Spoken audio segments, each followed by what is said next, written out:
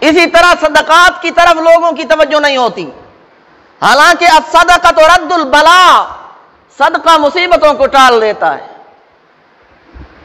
اور جو صدقات کرتے ہیں عموماً ان میں یہ کوتاہی ہوتی ہے کہ وہ جان کا بدلہ جان ضروری سمجھتے ہیں۔ مثلا انہوں نے کوئی بکرا وغیرہ ذبح کرنا ہے، مریض کے پاس لاتے ہیں، مریض کا ہاتھ بکرے کو لگاتے ہیں، اور ان کا اعتقاد یہ ہوتا ہے کہ مریض کے ہاتھ لگانے سے مریض کی بیماریاں بلیوٹوتھ کے ذریعے بکرے میں منتقل ہو جائیں گی۔ یہ ہندوؤں کا عقیدہ ہے، اس طرح نہیں کرنا چاہیے۔